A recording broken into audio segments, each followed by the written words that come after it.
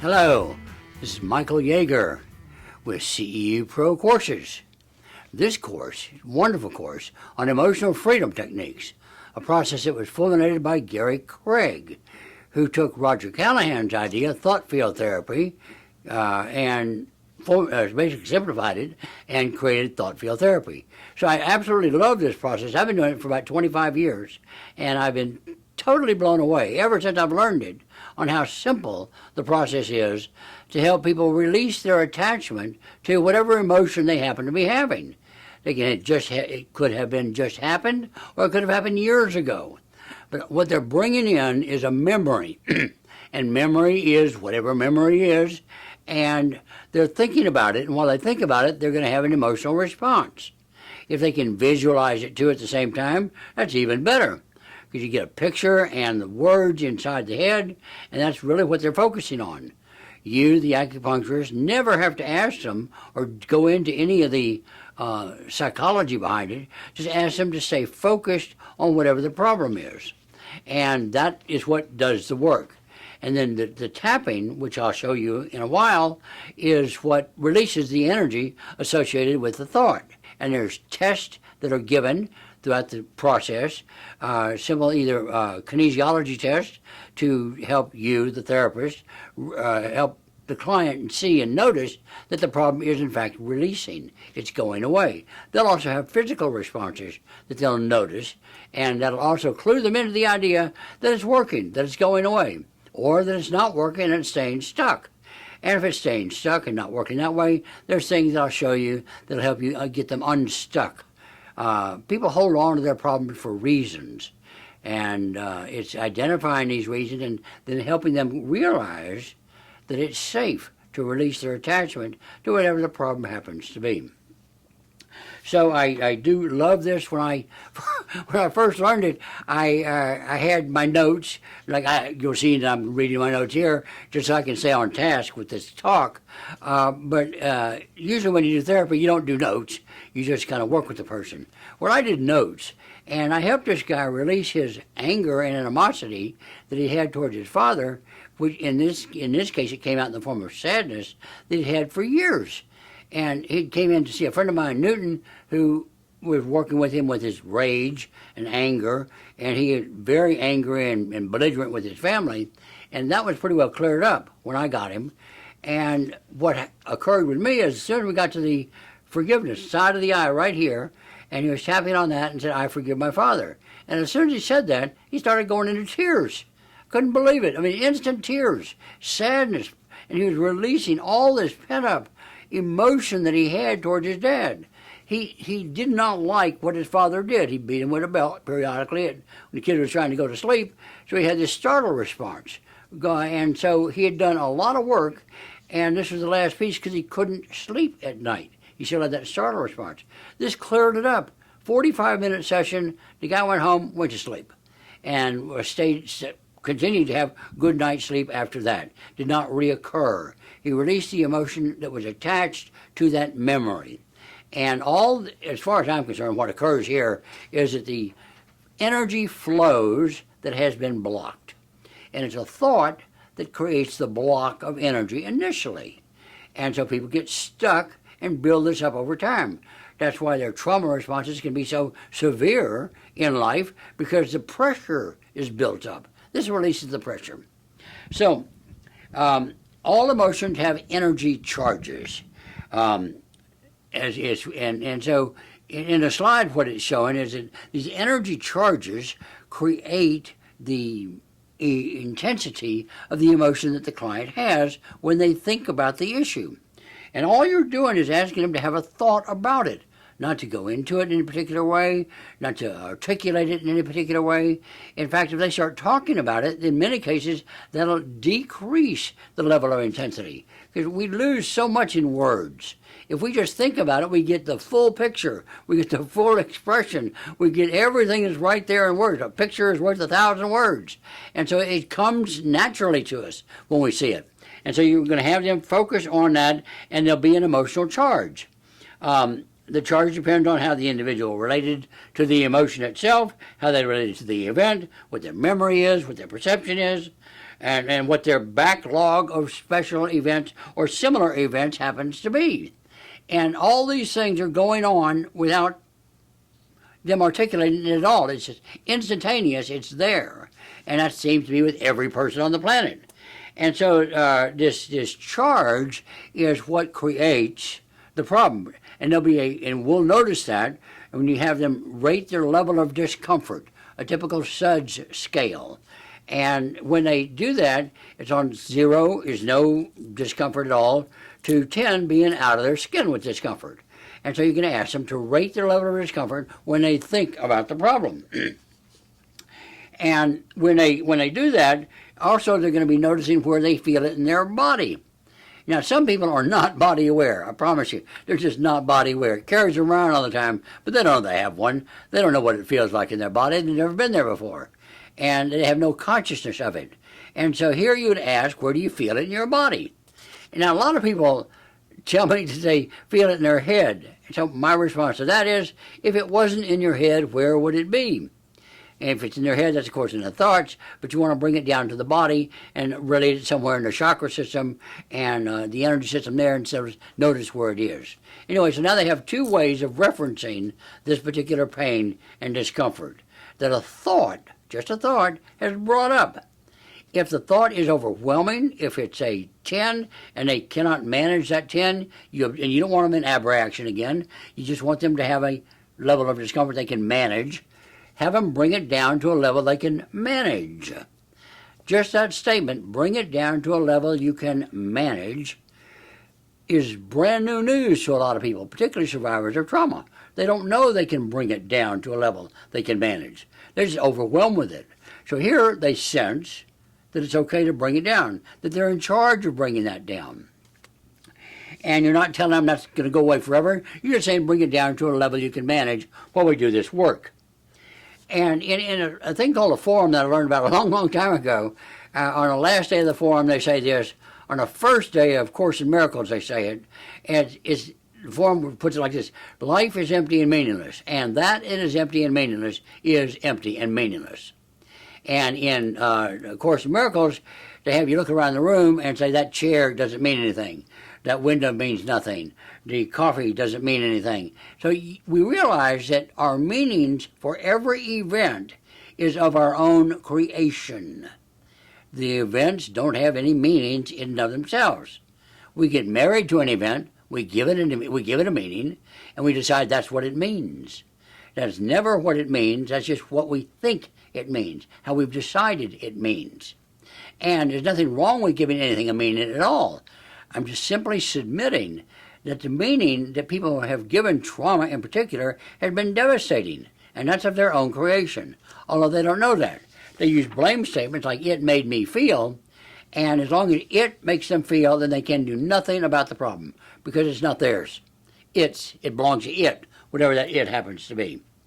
So in this process, thought field energy is stored in the organs and affects the chakra or the energy system. That's just what happens with a thought. And it goes into the body and is there. And it stays there and builds from there and oozes to other body parts as it grows if the person doesn't release it. The impact of each thought is experienced in this energy field. That's why they can notice it in their body. It's going to be there. It's real. In fact, it hurts sometimes if the emotion is so strong. Also, the hurt can draw them away from the memory of the pain, because sometimes the pain or the memory is too painful, so they'll create a hurt or a problem, a physical problem, that'll distract them from the real memory. Mental and physical problems are experienced in that part because of the energy imbalance. And so the imbalance is what we're dealing with here, but we have to notice what it is. The energy imbalance has a level of intensity on 0 to 1, 0 to 10 SUDS scale. And since it's stored in the organs, the person often feels it in their body. Explained that earlier. And if the client identifies the level of intensity in the body location, when they do that, they're in relationship in a different way than they've been in relationship to the problem before. And just that noticing, just that shifting and being in relationship with it and helping them see, just in asking these simple questions like the SUD scale and like where is it in your body, they're getting a fresh look at the problem.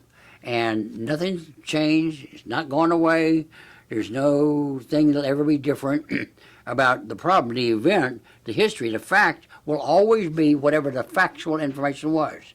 What we're releasing is the energy around the thought of what occurred, the decisions that they made about themselves or about the event.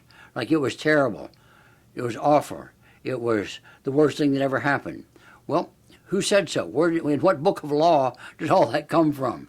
And I'd submit that comes from their mind. They just created it on the spot and decided that was so and never bothered to question it.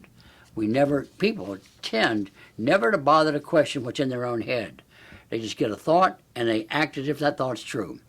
And it's rather difficult in some cases to get people to stop long enough, realize they can change that. It's somewhat threatening too to realize that, because if it's their problem, then it's their problem, and they can't give it away to somebody else in a blame statement. So therapy or release work is a difficult process for people sometimes. So we're going to have them tune into this thought field energy, and as they tune into it, they're going to continue to experience maybe different physical changes in their body. They'll experience different emotions as the emotion is working itself through. It's not necessary for the client to focus or to discuss anything. They can keep it all to themselves. They never have to divulge any words. I said it a minute ago that many times in life we lose the intensity or the truth of some issue when we try to explain it in words. Words just don't cover it. And it's not that people are ignorant or dumb or stupid. It's just that words don't cover the truth a lot of the times. It's just hold on to how you feel. And just notice is really what is important. And you are, the acupuncturist is just writing down, let's say, the level of discomfort, 9, 8, 6, whatever it happens to be, and the body part that they have the problem in when you start the process, because you'll be using this information later on. But you don't really need any other information other than that. And so their body scan, as they just go through the body from head to toe, they'll be noticing before you start and during the process how this thing is moving. These energies are moving from thought. It's all from thought, nothing more. It's not the event. The event's over. It's not there anymore. Not even a body memory. That's just a memory in the body. And so once the level of discomfort is noticed, it's time to begin the tapping. The event could be it just happened. Somebody just died. They just got their arm broken. Some bad thing just occurred. This process of release can happen at that very time. It does not take time to let something go. It's not a better time or a worse time to let something go. So there doesn't have to be any time lapse in all of this. You'll be doing 2 sequences of these tappings. And you'll rate the level of discomfort, where it is in the body, and do the tapping sequence twice, and then rate it again. And the reason for this is it just gives the body time to release the attachment to the problem. Once the problem is at a 0 of discomfort, you want to bring it back up again. And the reason we want to bring it back up again is if the client is finished with something and they walk out of the office and then a memory or something shows up and pops it up again, they're not there with you to help them bring it back down again. So you want them to remember where you were when you walked into the office today, how uncomfortable you were. You were at a 10. Said it was in your stomach. Self-esteem, worth, and value. And you agreed to all of that. And then you got it down to a 0. Now we talk about it again, and where is it now? You said it's back up to a 6. Great. So now you're at a 6, so let's bring it down again. And so you go through the tapping sequences again. So you may tap with someone for 3 minutes, 5 minutes, 30 minutes, maybe an hour. It's how long you'll tap with them in order to bring that energy level down to a manageable level. does it have, and you say, maybe I don't have enough time to get them to a 0 and have them stay there. Then you don't have enough time. That's okay. You can help bring it to a level where they can manage. And that's a statement that I've learned to use and rely on. Can you bring this to a level that you can manage? And once they've done that, then you can help seal it up again, where they have boundaries again, and they can leave the office and they're okay. They've maintained that level of discomfort that they're at, and it's less than what it was when they came in. And that's something that they can remember as well, that it's less than. So now, the work is with kinesiology. And some people know about it, some people don't. There's a variety of ways to do applied kinesiology. The part I learned about was the arm out to the side and somebody pressing down, so you're working with a deltoid muscle. Some people use their 2 fingers and pull, one's locked, one's open, and that's how they do kinesiology. Some people stand up, and when you're standing, I just have them say their name. It's an obvious true-false question, and they fall forward or backward, and that's when they say their name. Whatever direction they fall, maybe to the side, whatever direction they fall, that's their answer for yes. Then they say a fake name, whatever that happens to be, and whichever way they fall there, that's their answer for no. So now you have a way of energetically asking questions and getting answers through kinesiology, which to me is much more accurate than with the mind, because the mind will get in there and manipulate things around if they didn't want an answer to come out. If you're unclear about things, you can put the answers in envelopes and just do envelopes and have them hold the envelope up to the thymus. That's another way to get answers. Very helpful. So we want, and John Diamond with The Body Doesn't Lie is where I learned a lot of this. And but it was Dr. George Goodhart, chiropractor, who really discovered kinesiology and is now taught all over the place. But it's a great process for this work here. Great process. Just because to me it works. It just works. And Dr. David Hawkins also talks about kinesiology in his book Power versus Force and a number of his books on consciousness. So with kinesiology, I ask questions about I'm willing to heal and then do a test. And sometimes it's yes, sometimes it's no.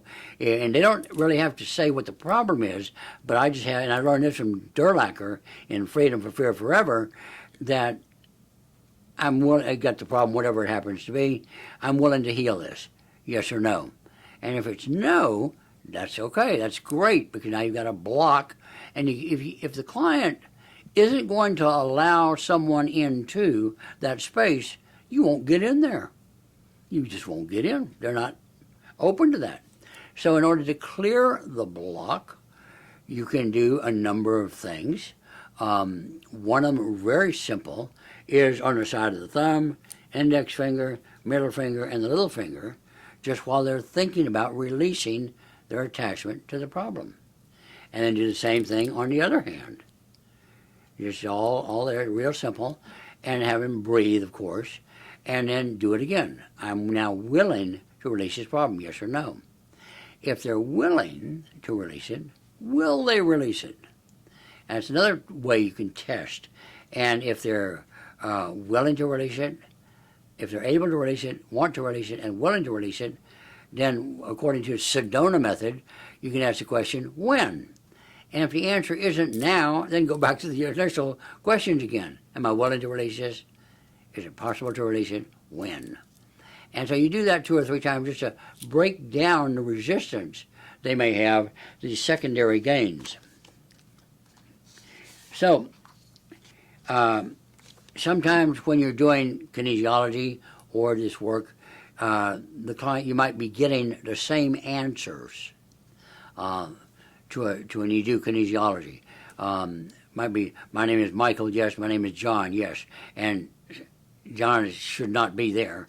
And so sometimes it's they're dehydrated. So another simple little tool you can use is just have them tug their hair and test. if after they've tugged their hair and you test and the arm is rigid, then they're dehydrated. So give them a little bit of water to drink. And that'll usually clear up the dehydration, since we're energetic systems, and we need the water to flow the energy. And so after you had the water, test it again, you do the test, and if it still stays rigid on yes and goes down on no, then you're okay. They're all right. Then you can go on with the work. So the water is very important. So have some water around. Muscle testing is also not a strength test. You can be very weak. You can have almost no muscle at all, and they can be Charles Atlas, and you can still do the test.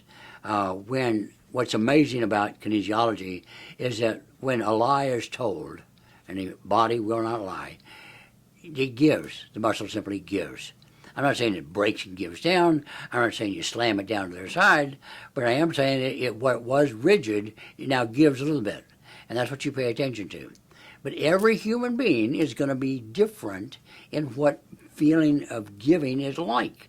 Some is going to be a very hard yes, some is very soft yes, some is very easy no, some is a resistant no. But you'll feel the difference. So test any arm you can. I grabbed people by the arms, all the people I knew when I first learned this, and just started pushing down on arms and getting a feel or a sense for what that was like.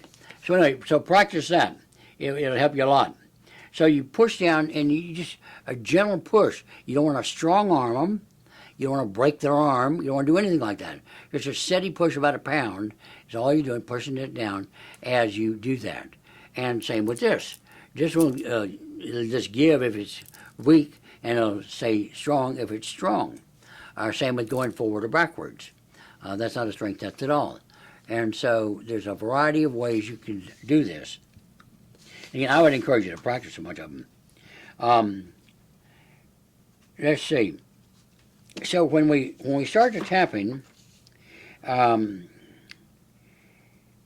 we want to focus on as directly as possible, making a statement that really speaks to the problem, whatever it happens to be. Let's say anger at boss. We'll just do that one. Anger at boss. I'm really angry at the boss. Taking advantage of me, won't promote me, all those kinds of things. They're blaming and being angry and stuff like that, and it's causing them a stomach ache. It's causing them a heartache. It's taking their energy away from them. They don't feel as energetically as they might. And so you want to say, my issue is my anger towards Bob, but maybe it's my fear, maybe it's my frustration. So you might check out 2 or 3 different words and see where you can come up with a very accurate demonstration. If that doesn't work, and I ask the question, can you think about this and come up with a more direct meaning than what you're able to give me when we talk? You say, well, I can think about what that means, yeah. And so I say, well, great, we'll do that then. And just think about that. And let me know when you're at the maximum level of discomfort with that. And so then I'll just reference it as the problem. Would you be okay with that? So I ask a question like that. And that way, they never have to divulge what the issue is if they don't want to. And they never have to come up with words that they might not be able to come up with if they're not able to. And so I just address it as the problem. But I learned that idea in hypnosis when I became a hypnotherapist years ago. So the tapping points, I take them through the tapping points and just explain to them that what we're attempting to do here with the tapping is to open up these pathways that get blocked by your thinking. And I got to get blocked and open a number of times throughout the day, depending on what's going on with you emotionally. And so I take them through the process. And we start with a karate chop here, and then we go to the neurolymphatic reflex point up in the upper left chest, tender spot. Then on the governing meridian up at the top of the head. Then the eyebrow point for intuition,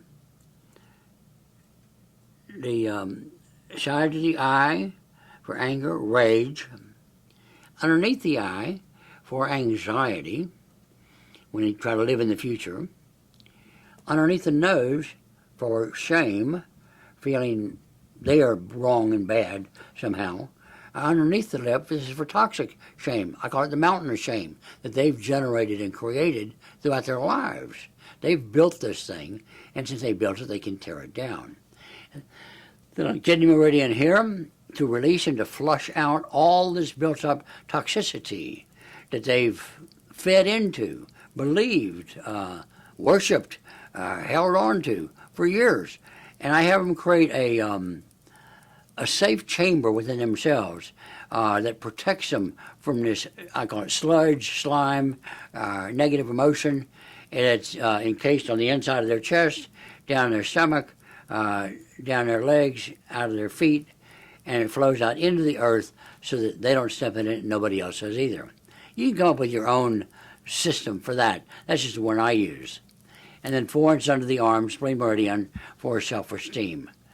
And there's scripts you can get at emofree.com, www.emofree.com, or go to Emotional Freedom Techniques on the internet. You can find scripts for anything, really, anything at all, and use those scripts. What I have found is that if I just remind them to stay focused on the problem as they're doing the tapping, as they go through that, stay focused on the problem, be in touch with it, go into your gut, breathe into it, see it, and make those reminder statements while they're tapping. That seems to help them stay focused in on what the problem is. And that's really what I want, is for them to be very focused on this problem. Because the more focused they are on the level of intensity of the problem, the greater the probability of them releasing it, because now they're going in full force. Some other good questions that Durlacher asked is, after the issue is resolved, and in that process of thinking about it, I want to resolve this. I will completely resolve this. I will do things necessary to resolve it. I'll allow myself to resolve it. I deserve to. It's important for me to. You might check all those out with kinesiology, particularly if it's not cleared after the first 1 or 2 tapping sequences. Go back and ask those questions. And I showed you some psychological reversal points you can use to help them get rid of that resistance. And again, secondary gains are very common when people have a problem. I mean, figure out, for years, they've been holding on to this thing. It's been their life. Every story they've ever told about every problem they've ever had has had to do something with this issue. And so they're very used to it. It's been a major part of their lives for a long, long time. And so they're very committed to their story. They're very committed to hanging on to it, to justifying and rationalizing why they have had it, why they have it, how hard it is to get rid of it. The ways that people hold on to things are humongous, and we'll never, ever, ever have to, figure out what they all are. You don't really have to figure out what those all are. That's the nice thing about this work. You simply do the tapping, ask a couple of questions, clear the barriers when they show up, and keep on a tapping process. That is what clears up the problem. Because what we're doing is releasing the energy around a thought. Please keep that in mind. That's what's occurring. The energy around a thought. The events will never change. Whatever happened will always have happened. They'll never change that factual information. They can change how they relate to that factual information. And that's what we're talking about here, is how they relate to it in present time, in this moment. Because how they were relating to that event in their history has been devastating, they've created problems in relationships, maybe with addictive behavior, maybe with codependency, maybe with anxiety, with fear, with resentment. All these things have come up as a way of them maintaining whatever the problem was. This releases that. That's also scary to some people when things are released, because now they're going to have to respond differently to themselves, to relationships, to people, to life, to the event that happened, to the one who committed the offense against them. They're going to be forced to look at those things differently. Now, they never have to love and care for and like and cherish and want to be around those people or things, but they will look at those differently. The hardness, the attack, the resentment, all those things will be different. They will be different. And people that have had huge secondary gains with those things, it might be very threatening to them. So just be aware that just because someone says, I want to get rid of something, doesn't necessarily mean that. Doesn't necessarily mean that. We don't know yet what the real problem is, how they've held on to it. So the tapping points, again, are when they're thinking about it, and here, I'll just go what I do, and I'll just say what I say and go through that. Even though I have this problem with Bob, and I've had this problem with Bob for a long, long time, and I've never known how to get rid of it. I've wanted to get rid of it. I've said I wanted to get rid of it. I've sworn I want to get rid of it, but I still hang on to it. It's still there. It's still a part of me, and I don't know how to get rid of it. But just because I don't know how to get rid of it doesn't mean that I can't get rid of it. The word but, by the way, cancels out everything that was said before the but. So, and I've carried this problem around for a long, long time. I feel it. I believe in it. But I want to get rid of it, but I don't know how. And I'm willing to release it, even if I don't know how. On the upper left chest, the neurolymphatic reflex point, I deeply and profoundly accept myself with all of my problems and all of my limitations. I deeply and profoundly accept myself with all of my problems and all of my limitations.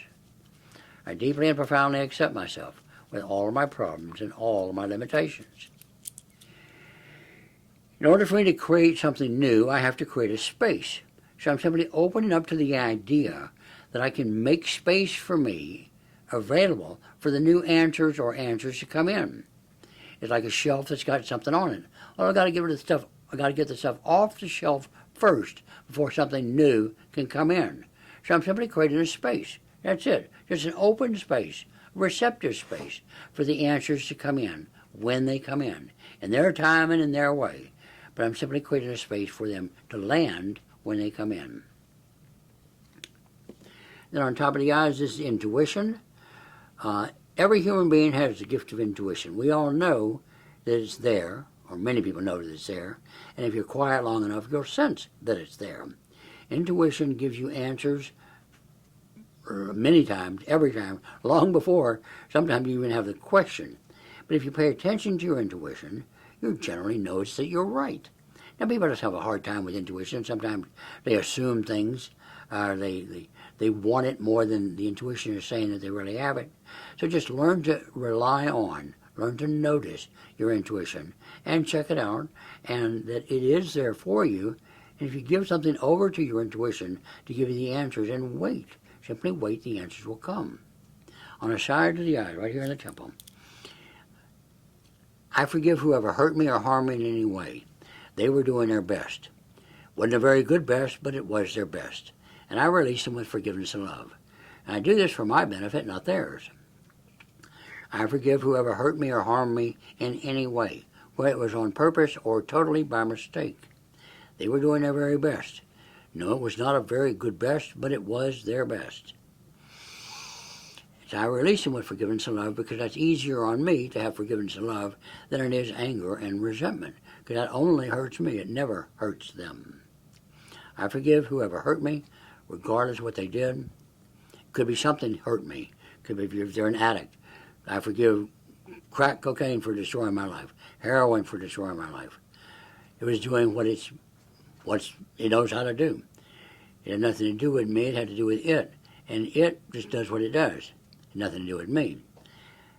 I release it and I let it go, because that's better, free, healthier for me, more loving to me than anger and resentment and wanting it to be different than it was. Underneath the eyes has to do with anxiety. Anxiety is the future. That's 1 second from now or longer.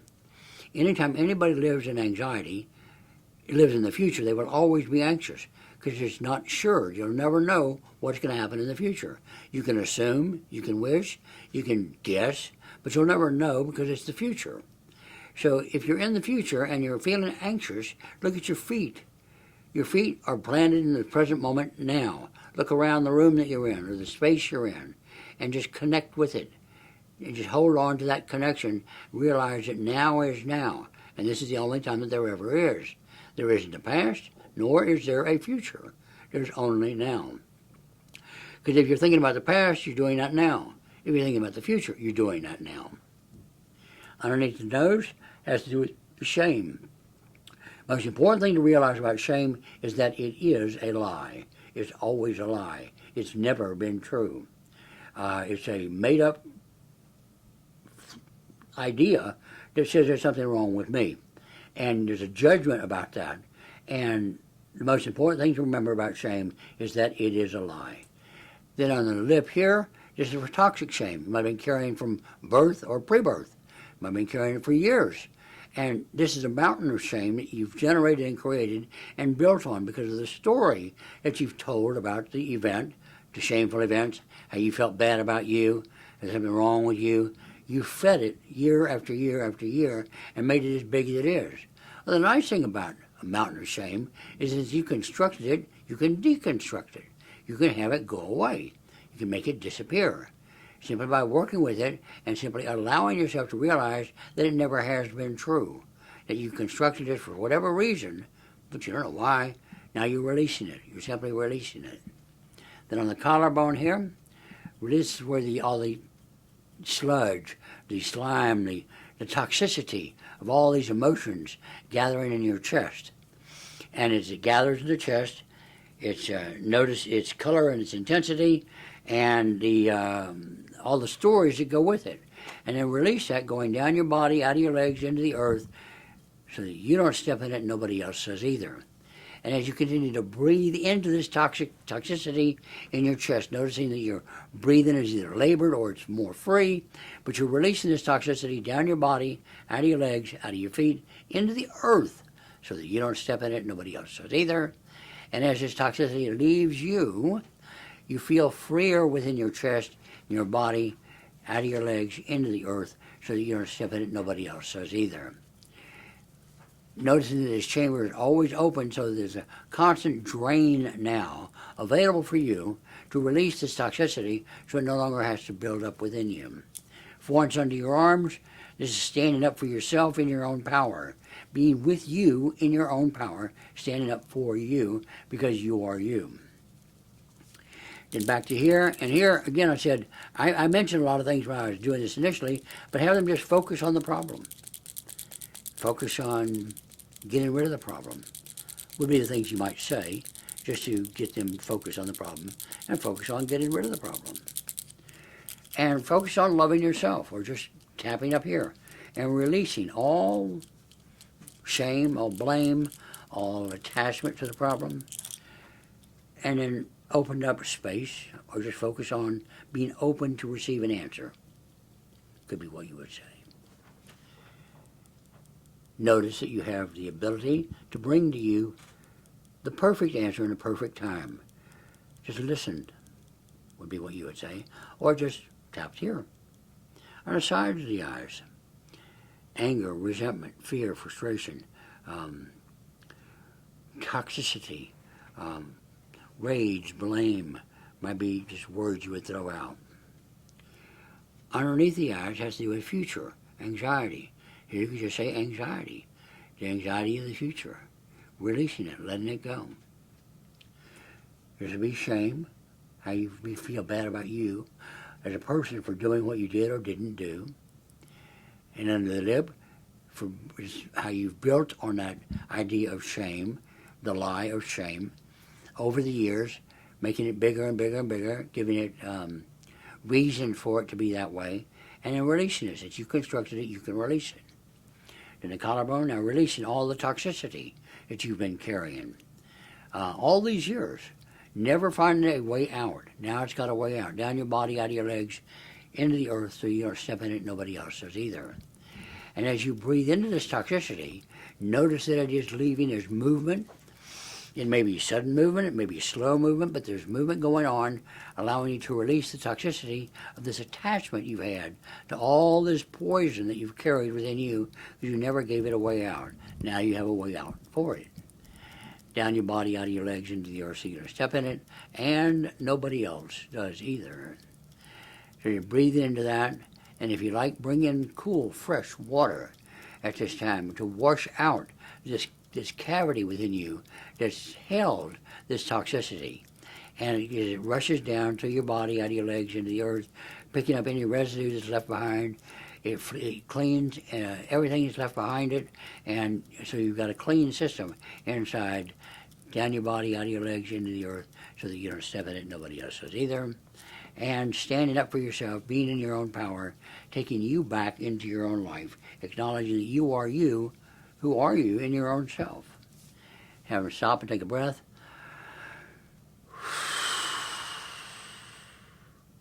Now you can watch them, and sometimes people will breathe from their throat.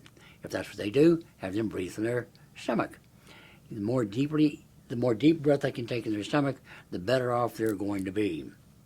And so you have them rate their level of discomfort again. And if it was at an 8, now if it's at a 6, then you've got movement going on. If it was a hard ball, and now it's still a hard ball, but it's not as hard, that's good too. Those are notices that they're giving you, feedback they're noticing within themselves about the shift that they're experiencing in their body as they do this work. That the pain was very severe in my neck, but it's not as severe as it was. And so there's a loosening up that's going on. There's more flexibility. And so as it happens, and as they bring that pain level down, they are more free to experience themselves. They're more free to experience their life. They may be crying, they may be angry, they may be laughing, they may be doing a lot of things. You want to encourage any expression that's occurring. Ask them to get into it, breathe into it, be a part of that experience of release. Because that experience of release is what is enlivening them, and you want that because prior to then, they didn't have that experience of being enlivened. They repressed what was going on inside. If it's a physical problem, let's say in their neck or their hand or their arm or their leg, notice the level of freedom they now have in those body parts, because it certainly works with all kinds of physical release when people do this tapping. And so the meridians do attach the energy pathways that flow into the chakra system that are attached to different organs, different emotions. And what we want to do is create a sense of release and freedom from whatever it is they were thinking about that caused them the pain. Remember, the event that caused them the pain, the thing that started this thing off for them, is over. It's been over for a long, long time. And they're just dealing with a memory of that. It doesn't exist. There's no reality to it today. It's gone, but they're keeping it alive. What this does is allow it to simply die its own death and be a part of their past. So there's certainly grief work that goes along with this that allows the person to have a different relationship to whatever it is they brought in, that they were having a problem with. So that's the end of the course, but then there's great books to read, and I encourage you to do that. Certainly give me a call. If I can answer any questions, I'd be glad to do that. I've been doing this for a number of years now, and I'm totally swear by it. It's a wonderful process. It's one of the 4 things I use for trauma and PTSD that works very, very well. You can use it on yourself too. It's a nice self-healing that you can do to release yourself from stress from the day, let's say, or fear or anxiety, whatever it happens to be. You can heal yourself as well. So I thank you so very much for being here. You have a great day. Namaste and good day.